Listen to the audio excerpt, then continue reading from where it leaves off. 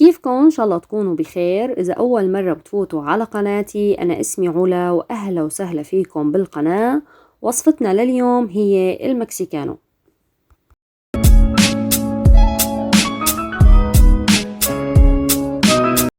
وصفتنا لليوم المكسيكانو رح نحضرها مع بعض بطريقتين مختلفتين، يعني الفيديو اليوم فيه وصفتين بفيديو واحد.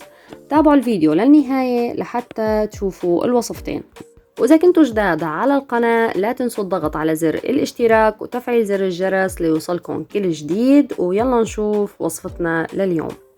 رح يلزمني حوالي نص كيلو من الدجاج المسلوق والمخلي من العظم. أنا عندي مستخدمة صدر دجاج وفخاد.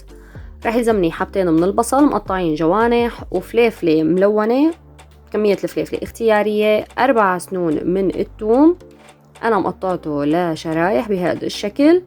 رح يلزمني حوالي نص كوب من الفطر، ومعلقتين كبار من دبس البندورة، ملح حسب الرغبة، نص معلقة صغيرة من الكزبرة اليابسة، ونص معلقة كبيرة من الكاري، ونص معلقة كبيرة من الفلفل الأسود.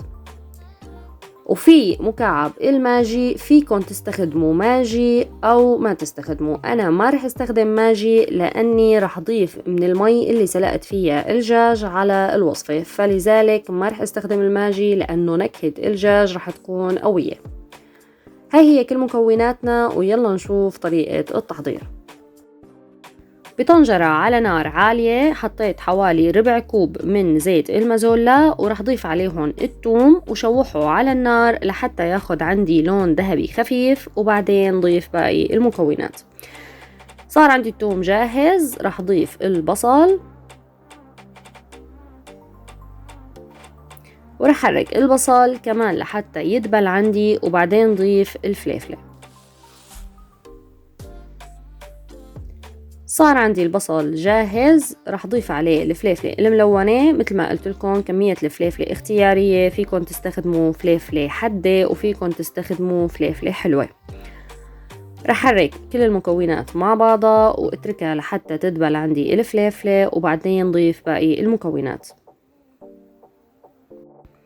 صارت عندي الفليفلة جاهزة، رح ضيف عليها الفطر. مثل ما ملاحظين أنا بس عم خلي الخضار يدبل معي، لأنه ما بدي يستوي استواء كامل، لأنه لسه رح أطبخه كمان على النار، فما بدي الخضرة تنهرى على الآخر. صارت عندي كل المكونات جاهزة، رح ضيف دبس البندورة، معلقتين كبار من دبس البندورة، ورح حرك كل المكونات لحتى تمزج مع بعضها بشكل كتير منيح. رح ضيف التوابل كمان، رح حرك كتير منيح لحتى تمزج كل المكونات مع بعضها. صارت عندي جاهزة، رح ضيف عليها الدجاج. أنا مثل ما قلت لكم حاطة صدر دجاج وحاطة فخاد. فيكم انتو تعملوا الوصفة كلها بالصدور، وفيكم تعملوها بس بالفخاد، هذا الشي اختياري. طبعا سلقتها وخليتها من العظم، وبعدين ضفتها على وصفتي وعم حركها كتير منيح لحتى تمزج كل المكونات مع بعضها.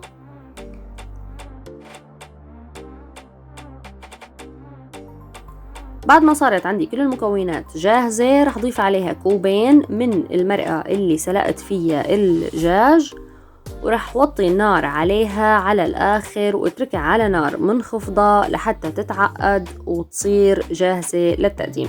رح أغطي عليها وحطها على نار منخفضة وانتقل للمرحلة اللي بعدها. أنا رح أطبخ جنبها رز مفلفل، رز طويل عادي، بس رح ضيف عليه مكعب من الماجي وربع معلقة صغيرة من الكاري. رح يعطيني لون كتير حلو للرز، وبنفس الوقت رح يعطيني نكهة بتجنن وكتير مناسبة مع المكسيكانو. رح انتقل لتحضير العجينة اللي رح شكل فيها فطاير المكسيكانو. رح يلزمني كوبين كبار من الطحين، وكمية من المي الدافية، معلقة ونص كبار من السكر، ومعلقة صغيرة من الملح، وظرف من الخميرة الفورية. هذا الظرف فيه حوالي 8 جرام من الخميرة، ومعلقة كبيرة من زيت المازولا. رح ضيفها بنهاية العجن لحتى تتجمع عندي العجينة. رح أبدأ بإضافة المكونات فوق الطحين. أنا الخميرة عندي جديدة ومتأكدة من صلاحيتها، لذلك رح ضيفها فوراً على الطحين. في حال كنتوا مو متأكدين من صلاحية الخميرة اللي عندكم، فلازم تحطوا معلقتين كبار من الطحين ومعلقة من السكر مع شوي من المي الدافية، وتضيفوا عليها الخميرة وتتركوها لتشوفوها. إذا تفاعلت معناها صالحة للاستخدام، وإذا ما تفاعلت معناها مو صالحة للاستخدام. ضفت المي بالتدريج وزادت عندي هاي الكمية من المي. رح ضيف معلقة الزيت المازولا وجمع العجينة على بعضها واتركها بمكان دافي لحتى تتخمر معي ويتضاعف حجمها. وطبعا لازم غطيها بنايلون غذائي لحتى ما ينشف السطح ويتشكل عندي طبقة تخرب لي العجينة. رح نبدأ بتشكيل فطاير المكسيكانو. طبعا المكسيكانو عندي استوى وصار بهذا الشكل. أنا سكبت كمية منه بصحن وتركته لحتى يبرد على الآخر مشان استخدمه بحشي الفطاير. والعجين عندي ضاعف حجمه، شكلته على شكل كرات بهذا الشكل. بحاول قدر الإمكان أنه يكونوا حجم الكرات قد بعضهم. عندي كمية من الفليفلة الملونة مقطعة بهذا الشكل رح استخدمها للتزيين. وعندي كمية من المكسيكانو مثل ما قلت لكم لازم تكون باردة. وعندي كمية من الجبنة رح ضيفها على وش الفطاير. وهي هي المكونات، ويلا نشوف طريقة التشكيل. أول شي رح أعمله رح أدهن القالب بزيت المازولا بشكل كتير منيح لحتى أضمن إنه الفطاير عندي ما تلزق أبدا بالقالب ويخرب شكلها. رح أحط كمية من الطحين وأخذ قطعة من العجين وأفردها بهذا الشكل بإيدي، وبعدين أفردها بالشوبك لحتى أوصل للحجم المطلوب والسماكة المطلوبة. انتو فيكن تسمكوها أو ترققوها على كيفكن. رح أحطها بالقالب وأضغطها كتير منيح لتحت لحتى تصير بهذا الشكل مثل الكب كيك. رح أرجع كرر العملية، أخذ كمية من الطحين ورشها على سطح العمل، وأخذ قطعة من العجين وأفردها بهذا الشكل اللي واضح معكم لحتى أوصل للسمكة المطلوبة، وحطها بالقالب وأضغطها كتير منيح لتحت وظبط الحواف لحتى يطلع عندي الشكل اللي ظاهر معكم. ورح كرر هاي العملية لحتى تخلص معي كل الكمية.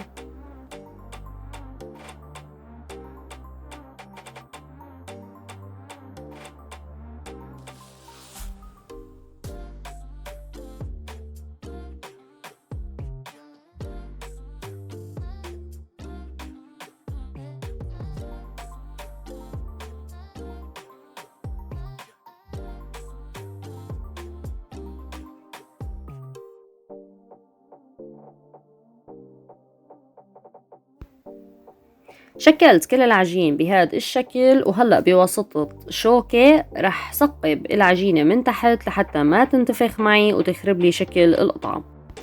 رح أبدأ بإضافة الحشوة. بضيف كمية متساوية على كل القطع، ومثل ما قلت لكم لازم يكون المكسيكانو بارد لحتى ما يخرب لي العجينة. حاول اني وزع المكونات على كل القطع، يعني كل قطعة يكون فيها دجاج وبصل وفطر وفليفلة لحتى تكون كل القطع فيها من كل النكهات.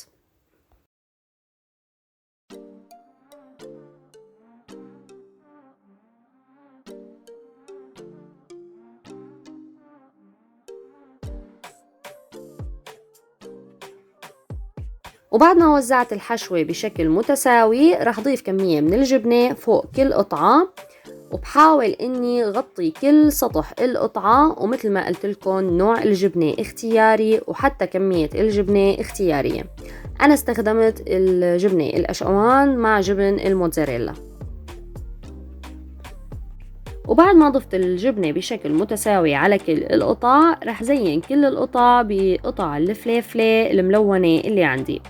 طبعا فيكن زينوها بأي شي بتحبوه، وحتى إذا تركتوها من دون زينة هي لحالها شكلها بجنن.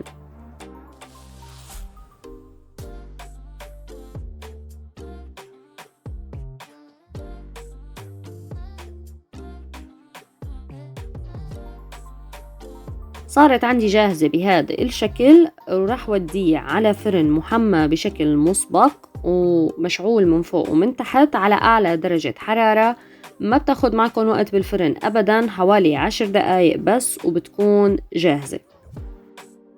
طالعتها من الفرن ويا عيني على هذا الشكل اللي بجنن. مجرد ما تحرروا الحواف وبتطلع معكم القطعة بكل سهولة.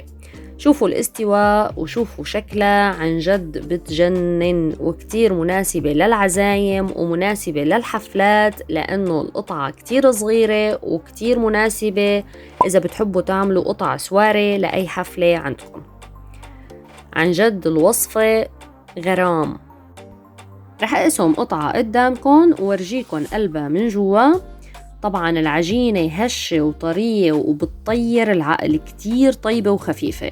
شوفوا القوام من جوا، شوفوا العجينة شو رقيقة. عن جد الوصفة لا تقاوم، بنصحكم تجربوها لأنه كتير رح تحبوها.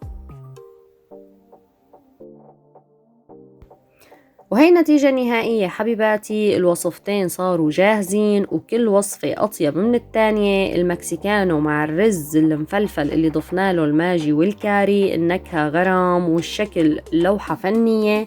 جربوها وكتير كتير كتير رح تحبوها، لأنه وصفة كتير صحية وسهلة التحضير. وحتى فطاير المكسيكانو وصفة كتير طيبة وكتير مناسبة للعزايم وللحفلات، رح يحبوها أولادكم ورح تعجب ضيوفكم.